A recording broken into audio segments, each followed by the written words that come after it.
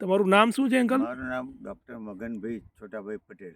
Okay sir, આપ ક્યાંથી આવો છો સર? હું સુરતથી આવું છું. અચ્છા સાહેબ, તમને યોગામાં આજે શું શું સારું લાગ્યું સાહેબ?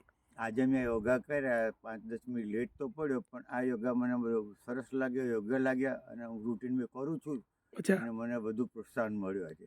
ઓકે સર, તમે સુરતમાં કરો છો? આ સુરતમાં કરું છું. અચ્છા સાહેબ, આજે તમને કેવું ફિલિંગ થઈ આજના આવીને યોગના સેશનમાં? મને બહુ સરસ ફિલિંગ થયું, અચ્છા પણ અમુક યોગામાં મારી એજને હિસાબે જે જોઈન્ટ પેટમાં એવું લાગતું હતું, એકાદ મેં ઓછો કરતો યોગા એમ.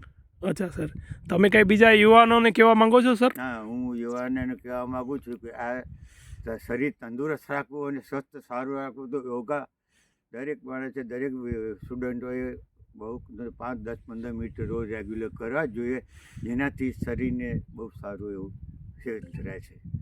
Okay, thank you sir.